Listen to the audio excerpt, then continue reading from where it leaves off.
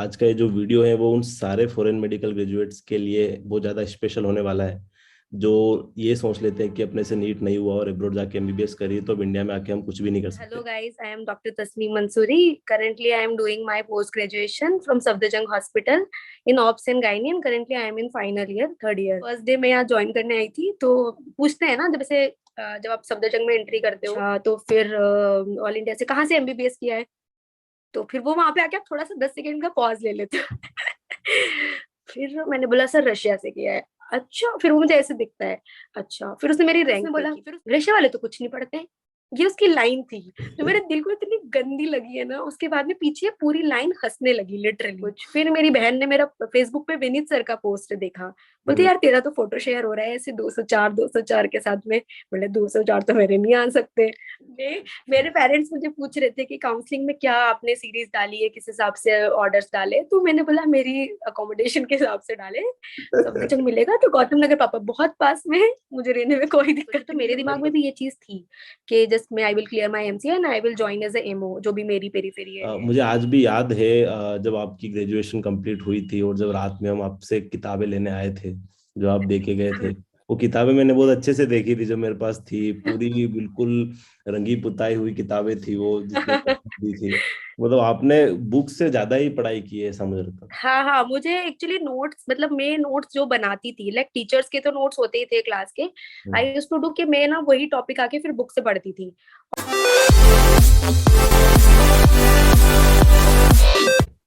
Hello guys, my name is doctor Deepak Anjana, currently doing internship at MJ medical college Indore. और आज हमारे साथ जो गेस्ट हैं वो हमारी एक सीनियर हैं।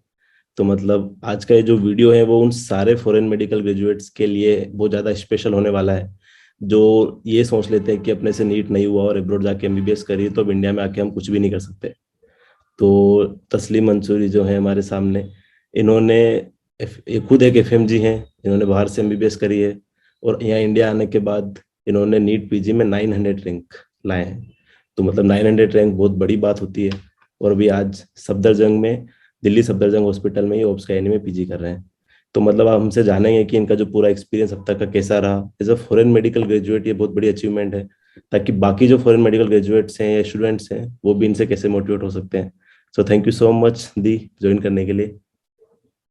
हाय Deepak, hi, thank you for having me. So thank you ये सारा सेशन ऑर्गेनाइज करने के लिए। एक्चुअली मैं भी अभी थोड़े दिन पहले तुम्हारा पेज मैंने देखा था तो मैं काफी इम्प्रेस हुई थी कि चलो ठीक है, मेरा कोई जूनियर है जो इतना अच्छा कर रहा है। तो इस सेशन के लिए थैंक यू।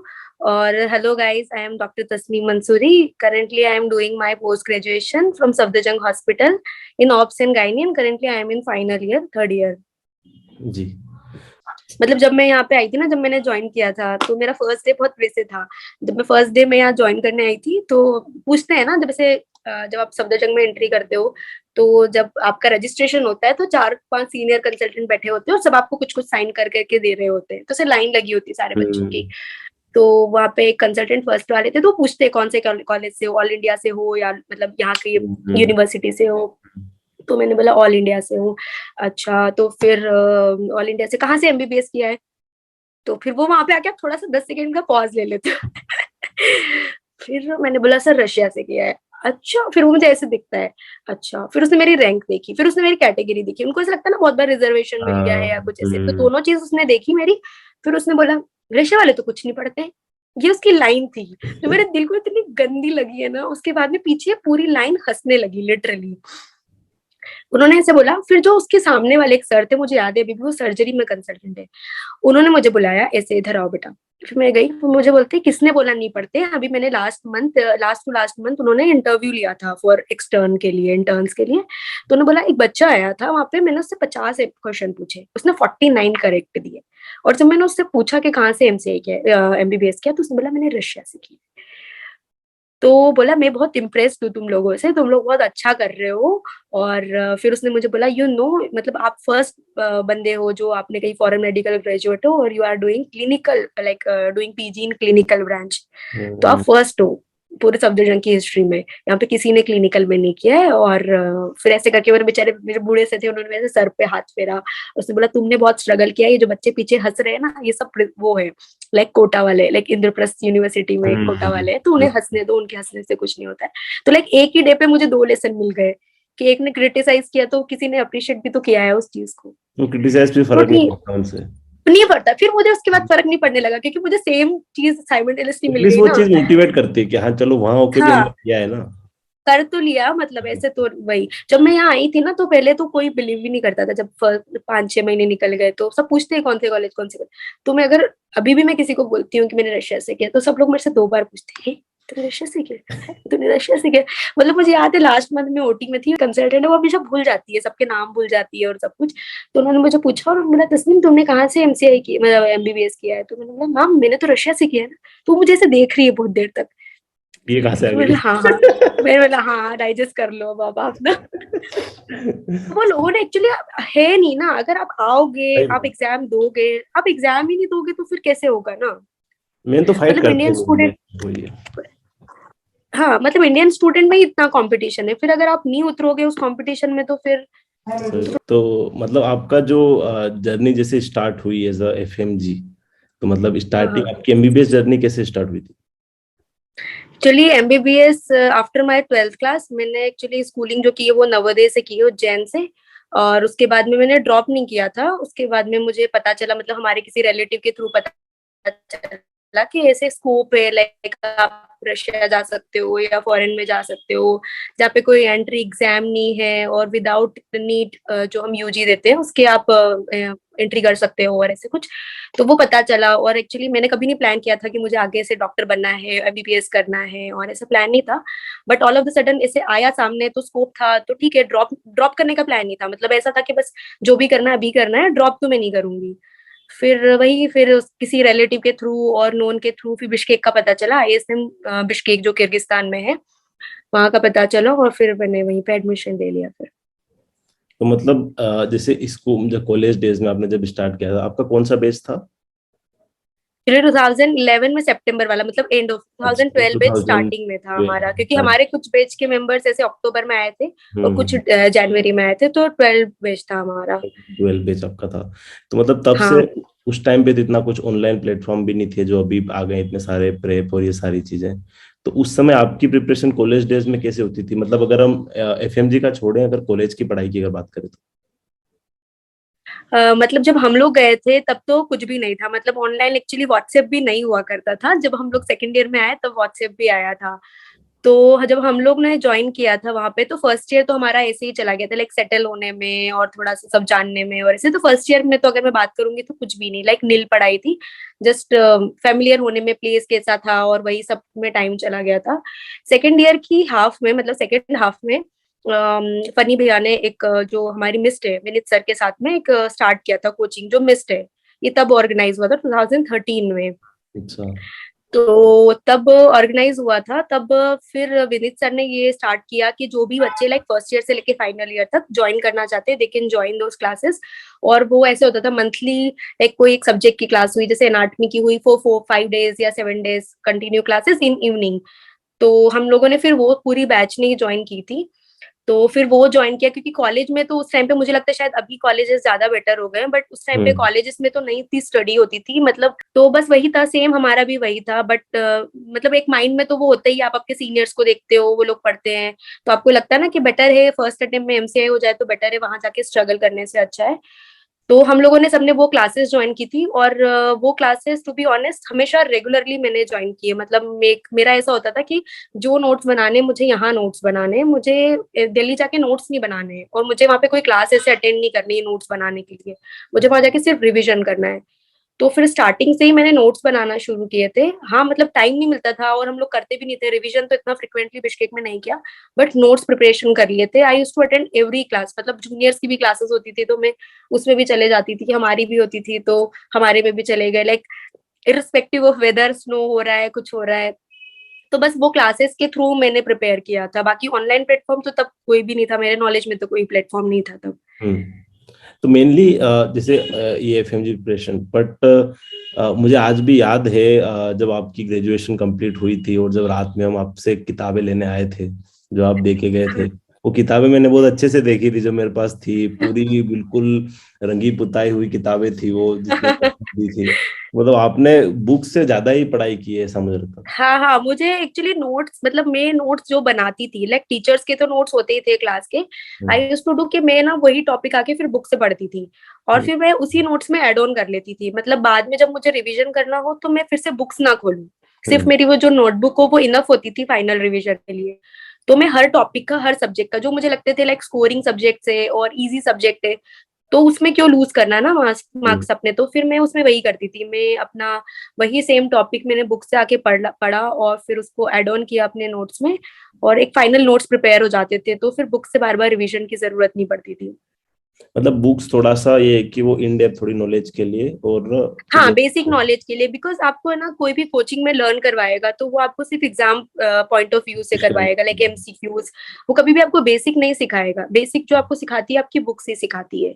तो मतलब जो लोग अभी बिगनिंग में है एमबीबीएस के, तो बेटर है वो लोग डायरेक्ट नोट्स पे ना जंप करें कि तुरंत नोट्स पढ़ लिए हमने एग्जाम हो जाएगा, नहीं, एटलीस्ट आपके पास टाइम है तो बुक्स पढ़ो। तो ऐसे बिगनिंग में मैंने सिर्फ बुक्स पढ़ी है, और फाइनल बाद में आके जो मेरे नोट्स रेडी हो गए थे, जो बुक्स का और मेरे कोचिंग का दोनों का समरी था कंपाइल करके, तो मैंने फिर वो रिवीजन किया था। मतलब कुल मिला के एक बेसिक पॉइंट अगर ये कर सकते हैं कि जो first year to third year है वो इजीली बुक से चीजें पढ़ सकते हैं। अगर आप हाँ, fourth of course. Year final year में हैं, तो फिर आपके पास इतना बुक्स पढ़ने के लिए इतना टाइम होता नहीं। आपका टाइम नहीं है, क्योंकि अगर हम जैसे देखे ऑब्स गाइनी, देखे पीएसएम, सर्जरी, मेडिसिन, ये तो काफी वास्ट सब्जेक्ट है। मतलब इवन आप एंड में भी आके ऐसे नहीं होते हो ना कॉन्फिडेंट कि हाँ मैं हम्म, बिल्कुल थॉरोली प्रिपेयर्ड हूँ। तो बेटर है अगर आप ऐसे फर्स्ट सेकंड थर्ड ईयर में, इवन थर्ड ईयर भी मुझे लगता है कोई लेट नहीं है, स्टिल यू हैव 3 इयर्स, तो आप उसमें भी बुक्स पढ़ सकते हैं फॉर दो सब्जेक्ट जो आपकी स्कोरिंग है, तो एटलीस्ट आपको बेसिक पता होगा उस चीजों का। और हम्म। डायरेक्टली अगर आप फाइनल ईयर में है, प्री फाइनल ईयर में, तो बेटर है फिर आप नोट्स पे स्टिक रहो, और नोट्स बेटर है वो आपने जो प्रिपेयर किए हो, नोट वो प्रिंटेड वाले जो स्टेशनरी शॉप में मिलते हैं। हाँ वही। पर अब आज के लिए कि जो जैसे प्रेप हो गया या मेरो हो गया, अगर कोई फोर्थ ईयर या हाँ फाइनल ईयर में अगर स्टार्ट करता है प्रिपरेशन, तो वो खुद से नोट्स बना भी नहीं सकता उसके। वो नोट्स हाँ, आते मतलब ही इतना इतने वास्ट पेजेस हो के जाता होते है हैं। वही। हाँ हाँ, अगर वो फर्स्ट हाँ, year second year third year या अगर कोचिंग में पढ़ रहा है तो बना सकता है, या बना सकता है ऑफ कोर्स। फर्स्ट ईयर हाँ सेकंड ईयर से अगर मेरो प्रेप से पढ़ रहा है तो वैसे ही बना सकते हैं, उनके हाँ पास फिर बहुत ही टाइम हाँ होता हाँ, है। वही। क्योंकि टाइम कंज्यूमिंग भी है, फिर आपको बेटर ये लगता है ना कि मैं अभी, बेटर है मैं नोट्स ना बना के मैं बाद में रिवीजन कर लूंगा, तो वो आपको रिवीजन के लिए टाइम मिल जाता है। अगर अभी आप नोट्स बनाने लगोगे फाइनल ईयर या प्री वो फाइनल ईयर में, तो फिर वो अराउंड तो पॉसिबल उसमें नहीं भी है। अगर नोट्स में देखो तो 500 500 से 700 पेज है, अगर वो खुद के बनाने जाए हाँ, फिर वो 1000 से ऊपर पेज जाएंगे। तो वही। फिर देख के फिर रिवीजन भी नहीं होगा उन चीजों का। वही। हाँ, तो आप जैसे इस हिसाब से आपका जैसे ग्रेजुएशन खत्म हो गई, फिर ग्रेजुएशन के बाद मतलब जो फाइनल ईयर था उसमें प्रिपरेशन किस टाइप से थी एफएमजी की, और जब इंडिया अब आ गए और जब एग्जाम दी, क्योंकि आपका एफएमजी में स्कोर भी अच्छा था, 100 प्लस था, तो हाँ, मतलब मैं एक्चुअली ना ऐसे फर्स्ट ईयर सेकेंड ईयर में हम हॉस्टल में रहते थे, उसके बाद में थर्ड ईयर में मुझे याद है राष्ट्र दी को शायद अगर आप जानते हो तो, मैं उनके साथ रहती थी जब मैं अपने थर्ड ईयर में थी। वो अब फाइनल ईयर में थे, तो she used to attend lot of classes, तो मैं उनके साथ में, क्योंकि मैं सोचती थी ठीक है मैं घर पे बैठ के क्या करूँ, तो मैं उनको अकम्पनी करती थी। फिर मैंने रियलाइज किया वहां पे सब लोग जो फाइनल ईयर, उनकी बैच मुझे लगता है कि one of the best batch थी। मतलब मोस्ट ऑफ द उसमें से सब लोग फर्स्ट अटेम्प्ट में, जितने भी मैं जानती थी, एक 10-12 लोगों का सर्कल था, सब पूरे फर्स्ट अटेम्प्ट में ही क्लियर हो गए थे। तो मैं उन लोगों से बहुत इंस्पायर्ड थी कि यार ये लोग भी तो पढ़ते हैं, और बॉयज होके फन भी करते हैं, गर्ल्स होके फन भी करते हैं, और पढ़ते भी है। तो मैंने जब उन्हें देखा फाइनल ईयर में, तो मैंने, मतलब मैं ये तो क्लियर थी कि मुझे सेम ऐसे ही प्रिपरेशन करनी है, और दिल्ली जाके नहीं पढ़ना है, और फिर से कोई ड्रॉप नहीं करना है, कोई एक्स्ट्रा प्रिपरेशन नहीं करनी है। तो जब मैं फाइनल ईयर में आई, अपने फाइनल ईयर में, तो मेरे पास काफी सब्जेक्ट के नोट्स हो गए थे इकट्ठा, जो मैंने क्लासेस की थी, लाइक ऐसे 10-12 सब्जेक्ट्स तो मेरे हो गए थे इकट्ठा। तो मैंने उन्हें रिवीजन स्टार्ट करा, मैंने उन सब्जेक्ट्स का रिवीजन स्टार्ट किया, और बाकी या जो मुझे इतने अच्छे से क्लियर नहीं थे, वो जब जूनियर की क्लासेस होती थी, जब मैं फाइनल ईयर में थी, तो मैं वहां जाके वो क्लासेस रिवीजन सुनती थी, लाइक नोट्स तो फिर से नहीं बनाती थी, बट जस्ट फॉर कि हाँ मेरे क्लियर हो जाए डाउट्स। लाइक फार्मा मैंने अटेंड की थी ऐसे ही, जब शायद तुम लोग फर्स्ट ईयर में आए थे तब। हाँ जब हमारी और मैंने, फैसिलिटी हाँ होती तब आप आते थे। हाँ, तब मैं आती थी, और मैंने एनाटमी, ऐसे कुछ कुछ सब्जेक्ट जिसमें मैं वीक थी, मुझे लगता था कि मुझे शायद इतने अच्छे से मैं स्कोर नहीं कर पाऊंगी इन हम्म, सब्जेक्ट्स में, तो मैंने वो सब्जेक्ट्स फिर से अपने फाइनल ईयर में अटेंड की क्लासेस, और बाकी पुराने सब्जेक्ट्स का मैंने रिवीजन किया। बस ये मेरी फाइनल ईयर में प्रिपरेशन थी, और कोई एक्स्ट्रा मतलब तब तो ऑनलाइन प्लेटफॉर्म होते नहीं थे। बट हाँ, मैंने फाइनल ईयर में एमसीक्यू स्टार्ट कर दिए थे सॉल्व करना, मतलब एटलीस्ट ये पता लग रहा था मुझे कि मुझे कितना आता है। अगर आप एमसीक्यू सॉल्व करते तो आपको पता होता है कि आप वो टॉपिक आपको कितना आता है। तो वो मैंने स्टार्ट कर दिया था फाइनल ईयर में। तो मतलब फिर आपने इंडिया आने के बाद कोचिंग वगैरह की थी या फिर उसी कंटिन्यू नहीं, किया? इंडिया आने आने के बाद एक्चुअली जो हमने पैकेज बुक किया था हमारा, जो हम्म। फाइनल फर्स्ट ईयर से लेके फाइनल ईयर तक का, तो उसमें वो लिस्ट में इंक्लूडेड था कि अगर आप आपकी जब तक एग्जाम नहीं होती है, 20 दिसंबर में थी हमारा 16 में, हम्म। तो जब तक आपकी वो एग्जाम नहीं होती है तब तक आप ज्वाइन कर सकते हो। तो हम लोग यहाँ पे आए लेट थे, लाइक जुलाई में, जून जुलाई में आए थे। तो हम लोगों ने शायद 1-2 महीना मैंने वो कोचिंग करी थी, और उसमें मैंने वो सारे सब्जेक्ट किए थे जो वहां पे क्लासेस नहीं आई थी, जैसे एनेस्थीसिया, रेडियोलॉजी और फॉरेंसिक मेडिसिन।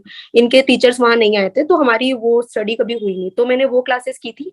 और बाकी वही सेम रिवीजन रिवीजन रिवीजन और एमसीक्यू। और जैसे हाँ, एक्स्ट्रा मैंने कुछ नहीं पढ़ा था। एक्स्ट्रा एक्स्ट्रा मैंने मतलब मैं ये, हाँ, ये क्लियर थी कि मैं भले मुझे कुछ एक्स्ट्रा नहीं आए, बट एटलीस्ट मेरे नोट से मेरा कुछ गलत नहीं होना चाहिए। तो यही तो आजकल का सबसे बड़ा इशू यही है, मतलब जितना एफएमजी का पास परसेंटेज देखो, लोग इवन मेरो लेके बैठ जाते हैं एफएमजी के लिए, कंटेंट के लिए, कि मतलब प्रेपरेटर कम है, ये कम है, जितना हाँ, है वो ही नहीं याद होता है, तो बाकी तो वही। बोल और दो। मतलब आज भी अगर मैं नीट के लिए भी देखूं, मतलब किसी भी एग्जाम के लिए देखूं, तो बेटर है अगर जो आपके हैंडमेड नोट्स है, वॉट एवर नोट्स जो आप पहले से पढ़ रहे हो, लाइक प्रीवियस आप 2 साल से 3 साल से जिस चीज को आप पढ़ रहे हो, आपको वो पता है, विजुअल और सब कुछ आपकी मेमोरी है उसके लिए, तो हम्म। बेटर होता है वो मेमोराइज करना और एग्जाम में रिमेम्बर करना, उन दोनों चीजों को। तो मैंने तो वही किया, मतलब मुझे यही था। जब मैं यहाँ पे आई तो होता है ना, जब आप इंडिया आते हो तो आप यहाँ स्टेशनरी शॉप पे जाते हो तो आपको ये वाली बुक ले लो, आप ये वाली बुक से एमसीक्यू सॉल्व कर लो, ये वाली भी पढ़ लो। तो फ्रेंड्स, आप सर्कल में अगर आप ग्रुप डिस्कशन करते हो तो आते ही है कि चल ये भी पढ़ लेते हैं, ये भी पढ़ लेते हैं। बट मैं इस चीज में क्लियर थी कि मैं एक्स्ट्रा, मुझे भले एक पॉइंट नहीं आए चलेगा, बट एटलीस्ट मेरे नोट से मेरा कुछ गलत नहीं होना चाहिए। वही, क्योंकि मेनली वही है कि एफएमजी एग्जाम में वही 150 तो लाना है। हाँ, मतलब स्क्रीनिंग एग्जाम है तो थोड़ा सा आपको स्मार्टली भी वर्क करना होता है। ऐसा नहीं कि सिर्फ आप हार्ड वर्क कर रहे हो, स्मार्ट वर्क बहुत इंपॉर्टेंट है। कि क्या topic, like previous year question paper देखना, प्रीवियस ईयर टॉपिक्स देखो, आपके टीचर से इंटरेक्ट करो कि क्या टॉपिक इंपॉर्टेंट है, क्या सब्जेक्ट इंपॉर्टेंट है, लाइक जो मोर स्कोरिंग है, जिसपे आपकी अच्छी कमांड है। लाइक मेरा ऑप्स का ही नहीं, मेरा पीएसएम, मेरा सर्जरी और मेडिसिन, ये मेरे सब्जेक्ट्स काफी अच्छे थे। तो मुझे ये था कि इनमें स्कोर करना है। बाकी शॉर्ट सब्जेक्ट में जैसे ईएनटी होता है, ऑप्थेल होता है, ये बहुत स्कोरिंग सब्जेक्ट होता है, आपको लगता है क्या पढ़ना है। बट ये ऐसे है कि अगर आप में 12 क्वेश्चन आ रहे हैं तो आप पूरे 12 सही बना सकते हो, ये सब्जेक्ट वैसे है। तो मेरे टाइम पे मैंने वही किया था, जिन पे मेरी अच्छी ग्रिप थी उन पे मैंने और मल्टीपल रिविजन्स किए, और जिन पे मेरी थोड़ी कम ग्रिप थी, मुझे लग रहा था कि नहीं इतना नहीं हो पाएगा, उसको मैंने टाइम वेस्ट नहीं किया। हम्म। मतलब आपको स्मार्ट वर्क करना है वहां पे, लाइक वो नीट पीजी जैसा नहीं है, इट्स अ स्क्रीनिंग एग्जाम, तो आप इजीली निकल जाओगे अगर आप जो सब्जेक्ट आपने अच्छे से प्रिपेयर किया। आप बेटर है आप उसी पे अच्छी कमांड बनाओ आपकी। मेनली ये जो एफएमजी अभी 2 एग्जाम बाकी है, जैसे एक तो अभी 2-3 दिन में हो जाएगी, फिर जून और दिसंबर में बाकी है। तो जो जून और दिसंबर अच्छा। में एफएमजी प्रिपरेशन कर रहे हैं उनके लिए बिल्कुल अच्छी टिप्स है भाई, कि जितना है उतना कर लो, हाँ, ज्यादा के वही, चक्कर में उतना मत। ही कर लो और भागो मत किसी चीज के पीछे कि लाइक वो ये बुक से पढ़ रहा है, वो इस बुक से एमसीक्यू कर रही है तो मैं भी कर लूं। नहीं, आपको आपका सब कुछ हमें पता होता है, लाइक हम किस चीज में स्ट्रांग है, किस में हम वीक है। तो जो आपकी स्ट्रॉन्गर पॉइंट्स है ना, आप उनमें और स्ट्रांग करो ताकि आप उसमें मार्क्स लूज नहीं करो। बिल्कुल। तो अब जैसे आपने एफएमजी, एक लास्ट इसमें क्वेश्चन था एफएमजी वाले सेक्शन में मेरा, कि जब आपके 200 प्लस मार्क्स आए थे, आपने सोचा था जब आपने एग्जाम दिया था क्या? जब हम लोगों ने एग्जाम दिया था ना, तो मुझे याद है हम लोगों के टाइम पे वो 2 सेशन में एग्जाम होते थे, like first half non clinical, फिर क्लिनिकल का 150 हाँ। मार्क्स के 2 सेशन होते थे। तो हम्म। जब हमारा नॉन क्लिनिकल सेशन हुआ था ना, तो वो बहुत बुरा था, बहुत ही गंदा था। लाइक जब बच्चे बाहर निकल रहे थे तो सब तू से मुंह लेके निकल रहे थे, और मैं भी उनमें से एक थी। बट मैं ये श्योर थी, मैंने जो 80 क्वेश्चन लगाए थे 150 में से, तो मैं ये श्योर थी कि वो 80 क्वेश्चन जो मैंने लगाए हैं वो मैंने फर्स्ट अटेम्प्ट में, मतलब मैंने कभी भी सेकंड थॉट नहीं लिया, और मैंने जस्ट जो मुझे दिमाग में आया कि नहीं ये तो यही है, ये तो मैंने पढ़ा है, तो 80 थे। तो आई वाज ये तो श्योर थी मैं कि मेरे को 80 तो आ जाएंगे इस पेपर में। तो वो तो कुछ नहीं है, और बाकी मेरे को क्लिनिकल बेस्ट करना है, क्योंकि वो क्लिनिकल सब्जेक्ट मेरे स्ट्रॉन्ग भी थे। नॉन क्लिनिकल में मैं थोड़ा सा वीक थी, तो हम्म। नॉन क्लिनिकल में मेरा बायोकेमिस्ट्री और फार्मा ज्यादा बेटर था as compare to micro and anatomy. तो मुझे यही था कि ठीक है, मैं 80 अगर इधर लगा लिए तो मैं क्लिनिकल बेस्ट करूंगी। तो क्लिनिकल जब एग्जाम हुआ, जब सेकेंड हाफ वाला था, तो क्लिनिकल तो बहुत अच्छा था, बहुत अच्छा था। तो क्लिनिकल में तो मैं बहुत श्योर थी, और शायद मैं फर्स्ट बंदी थी जो एग्जाम हॉल के बाद में भी आई थी फटाफट करके। और सब बाहर वहां पे आशीष सर आते थे मोस्टली ना बच्चों को लेके, मिस्ट वाले बच्चों को लेके। तो वैसे बाहर खड़े थे और वो मुझे देख रहे थे। उन्होंने उन्होंने पहले रिकॉग्नाइज नहीं किया, क्योंकि मैं वो लास्ट बेंचर नहीं होते हैं जो कोचिंग में सबसे पीछे बैठते हैं, एंड में आते हैं, सबसे पहले निकल जाते हैं उनमें से। और कभी मेरा टीचर से इंटरेक्शन था नहीं, एक्सेप्ट विनीत सर को मैं पर्सनली जानती थी। बाकी मैंने कभी किसी टीचर से जाके पर्सनल डाउट भी नहीं पूछे कि सर ये क्या है, मैम ये क्या है, कभी नहीं। तो वो मुझे रिकॉग्नाइज नहीं कर रहे थे कि ये हमारे स्टूडेंट है या क्या। फिर मैं खुद सर के पास में गई और मैंने बोला सर क्लिनिकल बहुत अच्छा था और हो जाएंगे बच्चे पास जिनका नॉन क्लिनिकल भी नहीं अच्छा हुआ है, तो बेटर है। तो मैंने जो अपना कैलकुलेशन लगाया था, जब एग्जाम के बाद जब मैं आई पापा को कॉल किया, तो पापा बोलते कितना कैलकुलेट कर रहे हो। मैंने बोला कैलकुलेशन के हिसाब से 180 आ जाएगा, ये मैं श्योर हूँ, क्योंकि क्लिनिकल के 100 क्वेश्चन में श्योर थी और नॉन क्लिनिकल के 80। तो मुझे ऐसा था कि हाँ ठीक है 180 तो आ जाएगा, नॉट गुड जितना, बट मैं एक्सपेक्ट कर रही थी 200, क्योंकि मेरी जो प्रिपरेशन थी स्टार्टिंग से ही, अगर टू बी ऑनेस्ट मैं अपने आप से सच बोलूं तो ये थी कि वो 200 लायक थी। क्योंकि मैं बहुत सारी चीजें, मतलब ऐसा था ना, पढ़ाई के पीछे मैं बहुत सारी चीजें छोड़ देती थी, लाइक फ्रेंड्स बाहर जा रहे हैं, यार ठीक है तुम जाओ, ये कर रहे हो, तो मुझे मुझे लगता था शायद मुझे पढ़ना अच्छा भी लगता था, तो मेरी हॉबी थी। तो फिर मैंने सोचा ठीक है, मैं एक्सपेक्ट तो कर रही थी 200, पर अब भी मुझे था कि लगता अगर मैं है। 200 सब अभी भी मुझे बहुत अच्छा लगता है पढ़ना। तो फिर जब मेरे, मतलब मेरे को ये था कि अगर मैं सबको 200 बोल दूंगी तो लोग सोचेंगे देखो ये तो ओवर कॉन्फिडेंट थी और मेरे नहीं आए, तो मैंने सबको 180 बोला था, मेरे घर पे भी मैंने 180 बोला था। बट फिर जब रिजल्ट आया तो मुझे, मतलब शायद मैं ही थी जो अनअवेयर थी बिल्कुल रिजल्ट के बारे में। बहुत सारे लोग मुझे कॉल कर रहे थे, सब कुछ। फिर मेरी बहन ने मेरा फेसबुक पे विनीत सर का पोस्ट देखा, बोलती यार तेरा तो फोटो शेयर हो रहा है ऐसे 204 के साथ में। बोले 204 तो मेरे नहीं आ सकते। फिर मेरी बहन ने बोला नहीं देख तेरा ही फोटो लगाया है और तेरा ही है ये। बोला अच्छा। फिर मैंने रुक जा एक बार, मेरे को ना रोल नंबर से चेक कर लेने दे। फिर मैंने क्रॉस चेक किया और इट वाज 204। तो हाँ फिर मुझे था कि हाँ मैं 200 ला सकती हूँ। सही बात, वो तो जब तक आते नहीं तब तक नहीं पता चलता। मेरे लाइफ हाँ वन वही। आए थे तो बट मुझे जब तक 10 बार चेक करने के तक नहीं लगता था कि हाँ। हाँ सही बात है। और वो भी फर्स्ट अटेम्प्ट में आते तो ऐसे लगता ना कि हाँ मतलब कुछ तो किया है ये। कुछ तो किया है, अच्छा चलो, जिसके क्योंकि लिए पेरेंट्स ने भेजा क्योंकि था हमने वो एफएमजी तो के कर लिए दिया। वही, मतलब अब बाद में कितना भी किसी भी एग्जाम में स्कोर कर लो, पर वो सबसे पहला स्टेप तो वही होता है कि भाई हाँ। पहले स्टेप, क्योंकि हमने जैसे हमने नीट यूजी भी क्लियर नहीं किया था, लाइक अगर हमारा वो जर्नी होता तो वो बिल्कुल अलग जर्नी होता है। बट ये हमारे लिए फर्स्ट कॉम्पिटेटिव एग्जाम, मतलब कॉम्पिटेटिव लाइक स्क्रीनिंग या जो भी था, बट ये one of the big exam था हमारे लिए, बिल्कुल। तो इसलिए काफी बेटर था वो। वही। तो मेनली अब जैसे आपने एफएमजी एग्जाम क्लियर किया था, फिर आपकी जो इंटर्नशिप की जर्नी थी, और फिर आपने नीट पीजी की जो प्रिपरेशन करी, तो उसमें क्या मतलब गैप में जो, क्योंकि मेनली मेजोरिटी एफएमजी के साथ ये होता है कि इंटर्नशिप में आने के बाद वो जो एफएमजी पास करने की जो खुशी होती है, उसके चक्कर में 99% लोगों की पढ़ाई छूट जाती है, जिसमें से मैं खुद भी एक हूँ अभी तक। तो ये जो होता है वो फेस आपका कैसे कंटिन्यू रहा, और आपने पीजी की प्रिपरेशन में फिर क्या चेंजेस किए, कैसे फिर आप पीजी की प्रिपरेशन तक कैसे गए इंटर्नशिप में?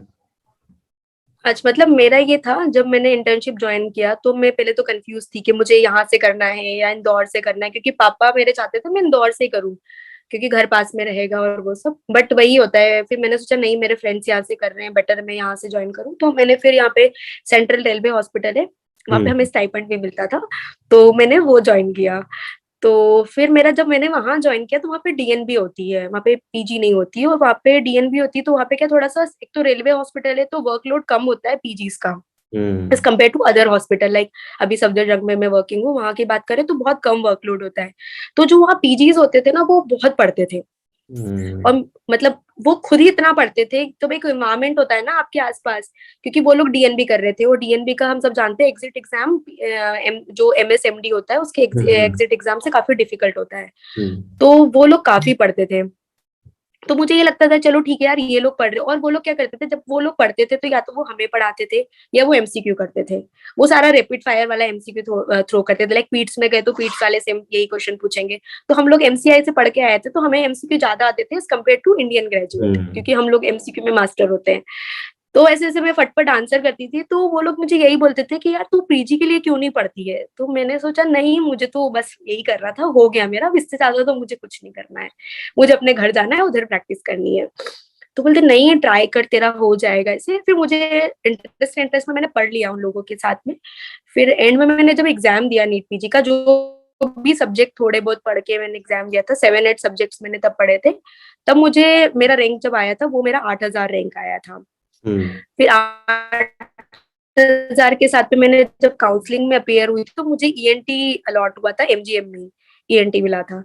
बट वही था, मतलब मुझे ये था कि अगर पीजी करनी है तो मुझे कुछ जो मेरी फेवरेट ब्रांच थी मुझे उससे करनी है, या तो मुझे नहीं करनी है। तो फिर सबने मेरे को, एक्चुअली मेरा जो भी था लाइक पीजी का मोटिवेशन था जो आया है मेरा, वो मेरे इंटर्नशिप से आया था। मेरे इंटर्नशिप में जितने भी मेरे लाइक सीनियर पीजीज थे वहां पे, जब मैं एज इंटर्न थी, एसआर थे वहां पे, कंसल्टेंट थे, उन लोगों ने मुझे बहुत ज्यादा ही इंकरेज किया था कि नहीं तुम कर सकती हो। हमने बहुत सारे देखे फॉरेन मेडिकल बच्चे, वो लोग नहीं पढ़ते हैं, इतना नहीं करते हैं, तो तुम ट्राई करो, तुम्हारा हो जाएगा, ट्राई करने में क्या बुराई है, स्किप कर दो, एक ईयर ड्रॉप करो। फिर मैंने ड्रॉप किया, मैंने सोचा ठीक है 8,000 के साथ अगर ईएनटी मिल रहा है तो अगर मैं प्रिपेयर करूंगी तो अगर मुझे शायद रैंक भी इंप्रूव हो जाएगा। तो मैंने फिर प्रिपेयर किया और मैंने फिर रेगुलर डेम्स ज्वाइन की, क्योंकि मुझे ये था कि कहीं ना कहीं जो मेरी 8,000 रैंक है और जब किसी की स्टार्टिंग में 1,000 में रैंक है, कुछ तो डिफरेंस है, मतलब मैं कहीं तो मिस कर रही हूँ कुछ चीजें। तो फिर मैंने बेसिक से स्टार्ट किया, मैंने रेगुलर बैच ज्वाइन किया डेम्स का, जो 4-5 मंथ के लिए होता है, सारे सब्जेक्ट वो लोग पढ़ाते हैं। मैंने वो ज्वाइन किया और फिर मैंने सारे फिर से अपने जितनी भी मैंने सब्जेक्ट ज्वाइन किए, मैंने सबके फिर से नोट्स बनाए। नोट्स बनाने के बाद में जब मैं रिवीजन करती थी तो आई यूज्ड टू डू कि मैं अपने दोनों नोट्स रिवाइज करती थी, लाइक मेरे जो मेरे एमसीआई वाले थे और मेरे नीट पीजी वाले। तो उससे क्या होता था, जो चीज मुझे याद है वो तो याद ही है, और जो मुझे नहीं याद थी, जो मेरा नया पॉइंट था, वो मेरे पीजी नोट्स में मैं इनसर्कल कर लेती थी कि ये मेरे लिए नया है, बाकी ये पॉइंट तो मेरे एमसीए में थे। तो जब मैं नेक्स्ट टाइम रिवाइज करती थी ना, तो मैं वो जो हाईलाइटेड पॉइंट्स होते थे उन्हें ज्यादा रिवाइज करती थी, तो मेरे दोनों कवर हो जाते थे कि वो नॉलेज भी स्किप नहीं, क्योंकि बहुत बार होता है कि पीजी वालों में कुछ पॉइंट वो लोग स्किप कर देते हैं अपने नोट्स में, वो शायद हमने एमसीए में पढ़ा हुआ होता था। तो मैं दोनों ऐसे करके रिवाइज करती थी। तो मतलब आपका ऑलरेडी 60-70% सिलेबस तो उधर से कवर ही था।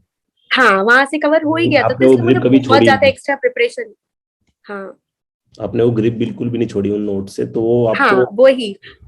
तो वो एक जो मेमोरी बनती थी, कॉल मेमोरी, जो कि हमको लगता है कि भाई हाँ ये उस पेज पे वहां लिखा हुआ है, ये वहां पे लिखा हुआ है, वो नीचे हाँ लिखा हुआ है, हाँ वो सबसे इम्पोर्टेंट तो वही चीज होती है। तो आपको उसका फायदा हुआ, वरना ज्यादातर हमारे हाँ। जैसे तो एमसीआई के नोट्स कहाँ है यही नहीं पता होता है इंटर्नशिप में।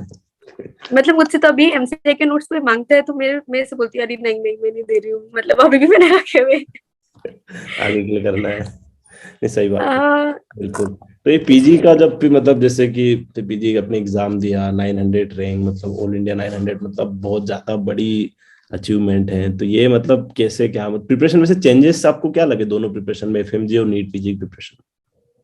मतलब एक्चुअली बेसिक चेंज तो ये है कि हमें सबको पता है कि जैसे जो हमारा स्क्रीनिंग होता है, हमारा जो एमसीए एग्जाम होता है और ये कॉम्पिटिटिव एग्जाम है। दूसरा ये है कि नेगेटिव मार्किंग हमारे एमसीए एग्जाम में नहीं होती, इसमें नेगेटिव मार्किंग होती है। तो और यहाँ पे आपका कंपटीशन होता है, तो बेसिक जो चेंज है ना, वो मेन जो डिफरेंस होता है वो यहीं से आ जाता है। जब हम लोग एमसीए के एग्जाम में अपियर होते हैं तो जो क्वेश्चन हमें नहीं भी आता है, हम ब्लाइंडली कुछ ना कुछ टिक करके आते हैं। यहाँ पे क्या होता है, जब आप नीट पीजी का एग्जाम देते हो तो आपको बहुत स्मार्टली एक करना होता है। जो आप श्योर हो आपको वही टिक करना है, जो आप नहीं श्योर हो आपको स्किप करना है या सोचना है। दो चीज कर सकते हो, बिकॉज अगर आपका एक नेगेटिव मार्किंग ना, आपकी जब एग्जाम हुई थी, जो रिजल्ट आया था, तो हर एक एक मार्क पे लाइक ऐसे 200 रैंक पीछे था। तो इतना गैप आ जाता है नीट पीजी के उसमें। दूसरा, अगर हम बेसिक की बात करें तो जो हमारा बेसिक होता है, लाइक एमसीआई में जो हम सब्जेक्ट पढ़ते हैं, जितना हमारा एग्जाम में आते हैं टॉपिक्स, वो हमारे बेसिक आते हैं। नीट पीजी में कुछ चीजें थोड़ी सी एडवांस होती है, लाइक जैसे अभी पिक्टोरियल वीडियो आजकल तो बहुत कुछ आने लगा है। लास्ट मेरी एग्जाम में फर्स्ट टाइम वीडियो आया था, तो मतलब अभी वीडियोस हो गए हैं। तो आपका ये लोग अभी नीट पीजी में क्या होता है, एक्चुअली थोड़ा सा क्लिनिकल नॉलेज वो असेस करते हैं, बिकॉज आप इंटर्नशिप के बाद में देते हैं। तो वो लोग एक्सपेक्ट करते हैं कि जो बेसिक वो सिनेरियो बनाते हैं, केस सिनेरियो बनाते हैं, क्लिनिकल क्वेश्चंस बनाते हैं, वो मोस्टली जो आपने क्लिनिकल प्रैक्टिस में देखे होते हैं आपकी डे टू डे ओपीडी में, या आपके वार्ड पोस्टिंग में, या आपकी सर्ज तो ओटी अब पोस्टिंग एफएमजी में। में भी स्टार्ट हो गया पिछले साल से, अच्छा, वो अभी भी स्टार्ट हो गया है, तो बेटर है, 2020, मतलब एफएमजी। बट 2020 वही, से एफएमजी में स्टार्ट हो गया। हाँ मतलब मेरे टाइम पे वो चीज मेरे उसमें नहीं थी एमसीआई में, वो मैंने नीट पीजी में देखी थी। अब जो मेनली रैंक का गेम होता है ये एक, फिर आपको हम्म। उसमें ब्रांच का गेम है। तो ये सब जब आपका रिजल्ट आया तो फिर वही चीज हो गई कि भाई ये इतना आपने किया था एक्सपेक्टेशन इतनी रैंक का, और कैसे फिर आपने उन चीजों को आगे ब्रांच चूज करना और ये सब। मतलब एक्चुअली हम लोगों के टाइम पे क्या हुआ था, जब नीट पीजी का रिजल्ट आया था तो हमेशा जब रिजल्ट आता है तो रैंक और मार्क्स उसके पहले तक सेम डे पे आपका रिलीज होता था। एक हम्म। आपके मार्क्स भी आएंगे, आपकी रैंक भी आएगी। बट जब मेरा रिजल्ट आया तो उल्टा आया, पहले क्या दिया उन्होंने, मार्क्स दिए, और वो भी फर्स्ट टाइम ऐसा हुआ था। अच्छा। तो मुझे 1200 में 800 मार्क्स आए थे। तो हम्म। 800 आए थे, तो 800 के हिसाब से जब आप यही एक्सपेक्ट करते हो ना, आप पुराना जाते हो, लास्ट ईयर का स्कोर देखते हो, उसका स्कोर चार्ट पे कितना आया था और कितना नहीं आया था। तो जो उसका स्कोर चार्ट था वो 800 900 रैंक के अराउंड ही चल रहा था। तो मुझे लगा था ठीक है, इतना तो आ जाएगा 800 में से, उतना आया तो वही था। और मैं ये क्लियर थी कि मेरे को लेना क्या है, like I was very clear. पहले मैंने जब नीट पीजी नहीं दिया था, सेकेंड अटेम्प्ट जो मेरा ड्रॉप के बाद था, उसके पहले मेरे दिमाग में सिर्फ दो ही ब्रांच थी, एक डर्मा था और एक ऑप्शन गाइनी था। मुझे ये था कि अगर मैं क्लिनिकल ब्रांच लूंगी तो मैं ऐसी लूंगी कि जो मेरे लिए भी यूजफुल हो फ्यूचर में जाके, मुझे शायद, क्योंकि लाइफ में यार बहुत बार हम जब एफएनजी आते हैं तो हम वैसे ही बहुत स्ट्रगल कर लेते हैं, यहाँ ये देना है, यहाँ रहने का स्ट्रगल, पढ़ने का स्ट्रगल, खाने का स्ट्रगल। तो मुझे था कि मुझे एक थोड़ी स्टेबल ब्रांच चाहिए, जिसमें मेरे को अच्छा भी लगे पढ़ना, मतलब करना भी अच्छा लगे उसको, ब्रांच में वर्क करना, और मेरा फ्यूचर भी थोड़ा स्टेबल हो, और मेरे एरिया के लिए भी वो यूजफुल हो।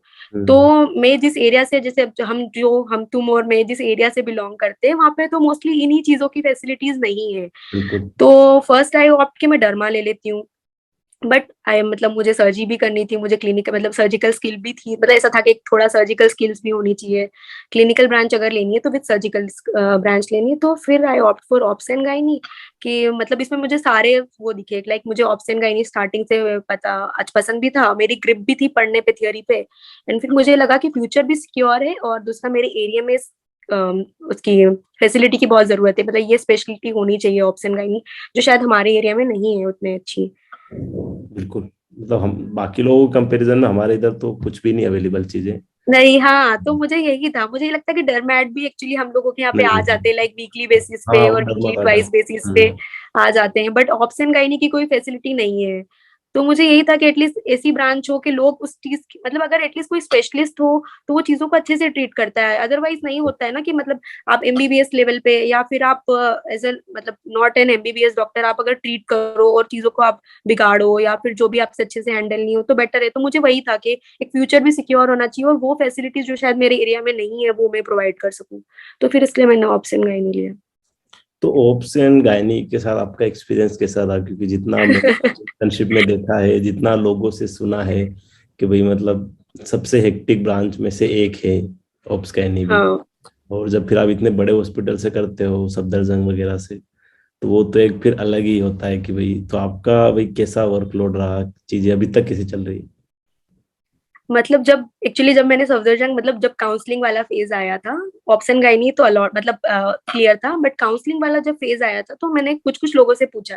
बट मेरा ड्रॉबैक बस यही हो रहा था कि मेरे कोई सीनियर थे नहीं ऐसे, जो हम्म। कहीं पे लाइक होता है ना किसी हॉस्पिटल में, जैसे इंडियन ग्रेजुएट का क्या होता है, वो लोग उनके सारे स्कैटर्ड हो जाते हैं ऑल इंडिया में सारे सीनियर्स, तो वो हर कॉलेज का फीडबैक ले लेते हैं कि सर मैम यहाँ पे कैसा है यहाँ पे। तो मेरे साथ वो थोड़ा सा पॉइंट वो हो रहा था।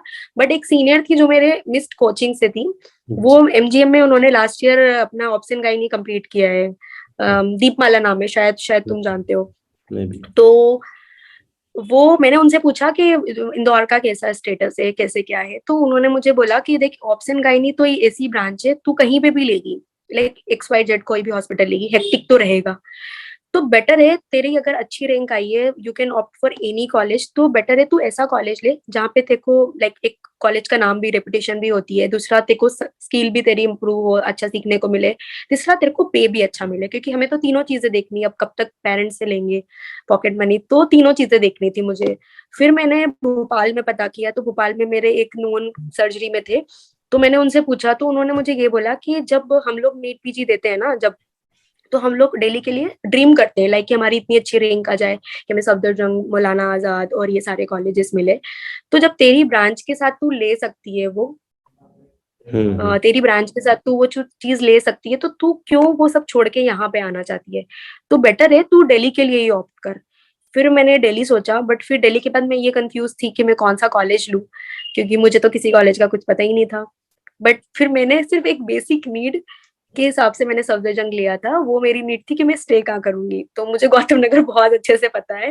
मैं गौतम नगर में रह मतलब इतने टाइम रही हूँ, तो मैमसी का मुझे ये पता था कि अगर हॉस्टल अलॉट नहीं होगा तो मुझे मेरे लिए बहुत डिफिकल्ट होगा, लाइक गौतम नगर से, क्योंकि मेरे को सिर्फ दिल्ली में एक ही जगह पता है, वो है गौतम नगर। तो गौतम नगर से मैमसी जाना, और मैं अकेली थी, बिकॉज ऐसा भी नहीं है ना कि आपके साथ कोई फ्रेंड्स है आपके पुराने के, हम्म। तो आप उसके साथ में चले जाओगे और वो सब। तो मुझे था कि यार मैं अकेले हूँ, मुझे सुबह सुबह गौतम नगर से मैमसी जाना तो बहुत डिफिकल्ट होगा, तो फर्स्ट चॉइस मेरी जो है वो सफदरजंग है। तो मेरी जो फर्स्ट चॉइस थी वो सफदरजंग ऑप्शन गाई थी, और मुझे वही अलॉट हो गई, तो मैं बहुत खुश थी।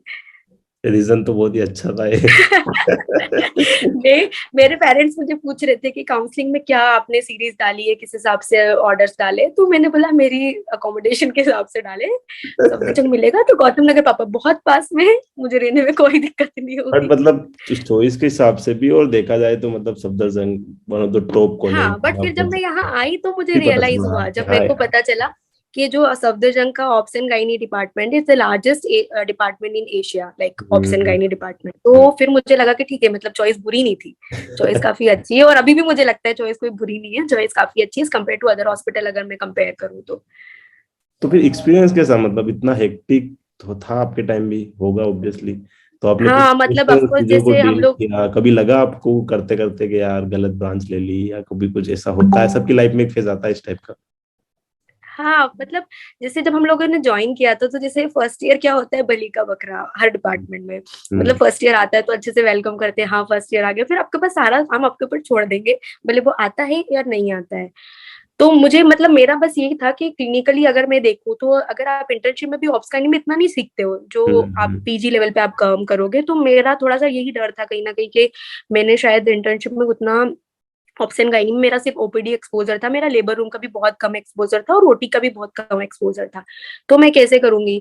बट मुझे यही था कि ठीक है सीख लेंगे, जब यार यहाँ तक आ गए तो आगे भी सीख लेंगे, क्या है, सभी लोग तो सीख रहे हैं, कुछ थोड़े से सीखे सिखाए थे, कुछ मेरे जैसे थे।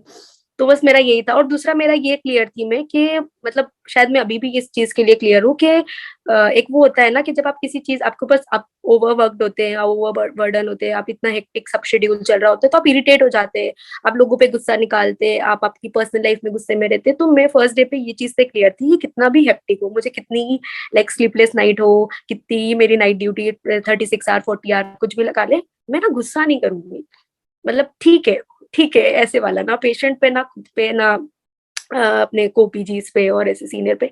तो वो करते करते करते करते मतलब बहुत टाइम ऐसा लगता था कि यार ये क्या, क्योंकि लीव्स नहीं मिलती है फर्स्ट ईयर में आपको, आपको सारे फैमिली फंक्शन आपके बिल्कुल ऐसे नेग्लेक्ट करने पड़ते हैं।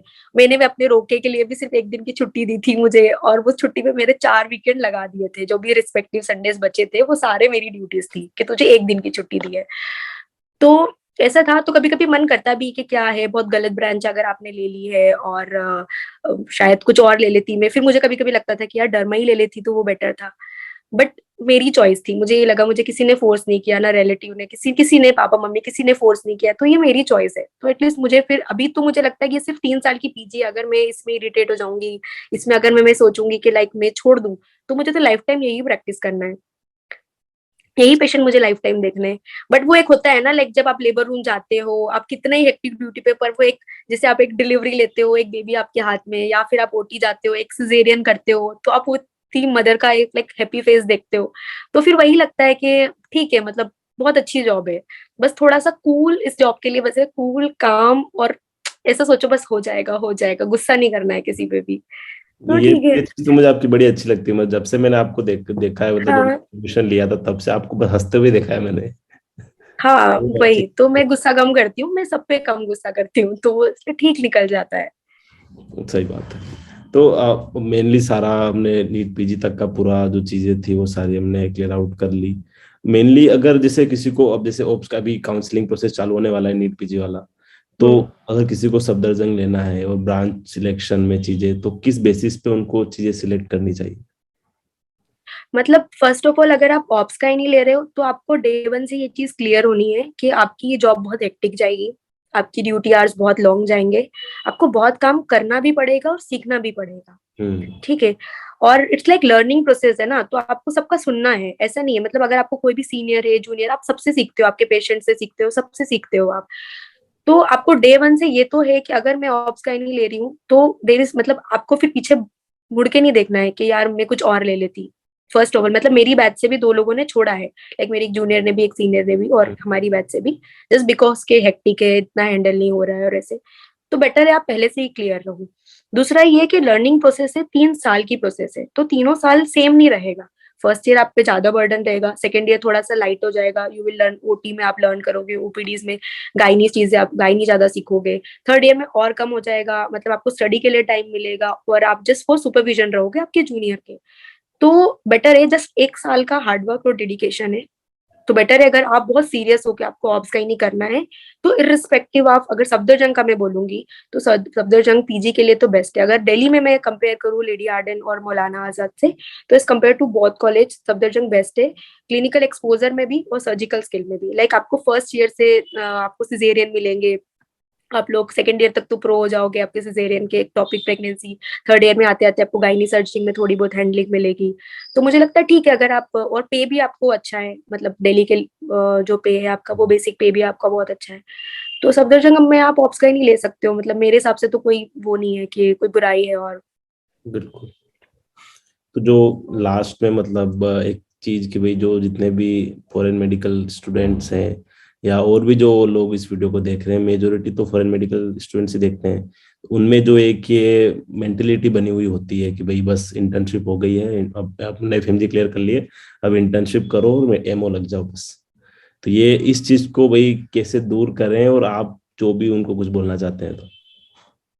मतलब ये चीज तो मैंने सोची थी जब मैं आई थी अभी ये जूम कॉल के पहले, मतलब मैं ये चीज तो बोलूंगी, क्योंकि कहीं ना कहीं हर किसी की, मतलब ऐसा नहीं बोल रही हूँ कि मेरे दिमाग में नहीं था, पास्ट में जाके अगर मैं सोचूं तो मेरे दिमाग में भी ये चीज थी कि जस्ट मैं, I will clear my MC and I will join as a MO, जो भी मेरी पेरीफेरी एरिया में है। क्योंकि पेरीफेरी में क्या होता है, आपका प्राइवेट प्रैक्टिस, आपका गवर्नमेंट जॉब अच्छा चलता है, आपके पास में हम्म। अच्छा लाइक इनकम आने लगता है, तो सब लोगों को वही दिखता है कि आप जल्दी सेटल हो जाओगे, आपका अर्निंग अच्छा रहेगा और आपका स्ट्रगल कम हो जाएगा।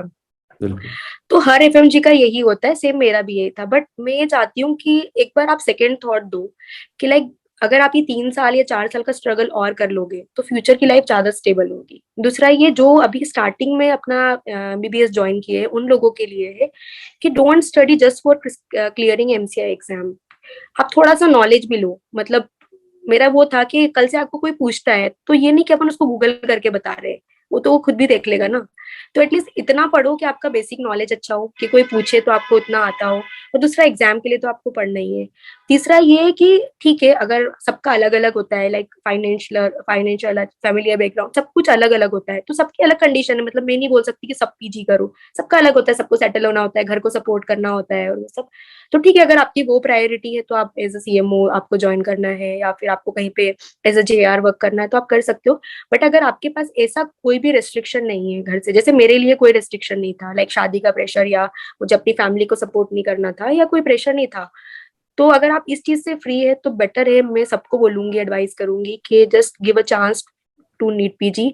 आप एक सेकेंड थॉट लो, भले ही आप एक बार आपका इंटर्नशिप जब आप कर रहे हो तो जस्ट वही नोट्स जो आपके पास एमसीआई के वो रिवाइज करके एक बार नीट पीजी दो, तो आपको पता चलेगा कि आप कहाँ स्टैंड करते हो। आपको वो स्टैंड, आपकी जो रैंक आती है, आप उसमें कितना इंप्रूव कर सकते हैं 1 साल का डेडिकेशन देके, और आप में उतनी शिद्दत है कि नहीं स्ट्रगल करने की, क्योंकि वो स्ट्रगल पीरियड आपको बहुत ज्यादा खाएगा। बिकॉज कुछ आपके बैचमेट होंगे जिन्होंने एमओ ज्वाइन कर लिया होगा, वो अच्छा अर्न कर रहे होंगे, कुछ होंगे जिन्होंने जेआरशिप ज्वाइन कर ली होगी, वो भी अच्छा अर्न कर रहे होंगे, और आप स्ट्रगल कर रहे होंगे नीट पीजी में, जो मेरे साथ भी हुआ था कि मेरे साथ में मेरे जो बैचमेट थे वो लोग जेआरशिप, सीएमओ, एमओ ये सब लग गए थे। तो मुझे लगा था मेरी तो अर्निंग भी जीरो है, बट आप वो मत देखो, आप फाइनल रिजल्ट देखो कि आज से आने वाले 3-4 साल बाद आप कहाँ स्टैंड करोगे, आप उन सब लोगों में सबसे अलग स्टैंड करोगे। तो बेटर एक चांस दो, कहीं पे भी दो, मतलब। और फिर ब्रांच का क्या है, ब्रांच आप डिसाइड कर लो, आपको clinical non clinical, I thought कि नॉन क्लिनिकल ब्रांच भी बहुत अच्छी है। मतलब मेरे कुछ बैचमेट में किया है, जैसे राहुल सिरवी को तुम जानते होंगे, उसका खत्म हो गया है, एमडी फार्मा कंप्लीट हो गया है, पूजा का खत्म हो गया है, एमडी फिजियो में उसने किया है। तो hmm. Non clinical branch is also good, आप टीचिंग में जा सकते हो, उसमें प्रोफेसर, कॉलेज, यू कैन आजकल तो स्टार्ट, यू हर कैन जगह work as a scope physique. है, वो तो खुद के ऊपर डिपेंड है कि। वही वही तो आप वो मत सोचो कि मुझे क्लिनिकल में मेडिसिन ही लेनी है, सर्जरी ही लेनी है, ऑब्स्काइनी ही लेनी है। आप नॉन क्लिनिकल भी चूज कर सकते हो, और अगर आपने पीजी करी है तो ऑब्वियसली आप थोड़ा आप स्टैंड अलग ही करोगे क्राउड में। पर एक तो दिक्कत है कभी ना भी ये कि मत जितना डॉक्टर तस्लीम को पढ़ने में मजा आता है उतना दूसरों को नहीं आता है। नहीं, ऐसा नहीं है कि मुझे सिर्फ पढ़ने में ही मजा आता है, बट मैं मतलब कभी कभी मैं बहुत क्लियर होती हूँ चीजों के लिए कि हाँ मुझे ये करना है, मतलब करना ही है। फिर मेरे को वो नहीं लगता है कि बाकी लोग क्या कर रहे हैं, वो कभी मैंने नहीं सोचा है। तो मैं सबको ये एडवाइस करूंगी, बाकी कौन क्या करता है वो मत सोचो, आपका स्टैंड करते हो, आपको लगता है कि मेरे मतलब मुझ में ये है कि मैं कर सकती हूँ या कर सकता हूँ इतना, तो please give a chance to NEET PG, और एक बार ट्राई करो, और अच्छे से पढ़ो, और ये मत बोलने दो किसी को भी कि रशिया वालों को कुछ नहीं आता है। ये मेरी हमेशा एक लाइन होती है, रशिया वालों को सब कुछ आता है, हम लोग बहुत कुछ कर सकते हैं। बिल्कुल। तो लास्ट में मैं यही बोलना चाहता हूँ कि मतलब अगर तस्लीम दी एक बिल्कुल हम एक बहुत छोटे सी जगह से हैं, ये भी हमारे पास पास हाँ। गाँव से हैं, तो हम अगर इस छोटी सी जगह से निकल के कोई अगर सफदरजंग जा सकता है तो कोई कुछ भी कर सकता है। तो वही डिमोटिवेट होने की जरूरत है नहीं। अगर आपका एक बार एफएमजी नहीं निकल रहा है तो अगली बार में निकल जाएगा। एक बार एफएमजी नहीं भी निकला और बाद में नीट पीजी, ऐसा नहीं कि नीट पीजी नहीं निकलेगा, उसके लिए अगर आप ट्राई करोगे तो वो भी निकल जाएगा। तो बिल्कुल। बिल्कुल। थैंक यू सो मच तस्लीम दी जी सेशन के लिए। और बहुत सारे लोग इससे मोटिवेट होंगे और वो नेक्स्ट, क्योंकि अब तो एफएमजी के बाद नेक्स्ट एग्जाम आने वाली है, तो नेक्स्ट में भी वो अच्छा परफॉर्म करेंगे। और भी अगर लोगों को कोई क्वेरी होती है तो आप कमेंट कर सकते हैं, देखो जब भी टाइम मिलेगा वो रिप्लाई करेंगे। आप इनके इंस्टाग्राम पे जाके इनको फॉलो भी कर सकते हैं, वहाँ भी अगर आपको कोई क्वेरी पूछनी है तो आप बिल्कुल पूछ सकते हैं। तो thank you so much the. Thank you Deepak, thank you for this lovely session, thank you.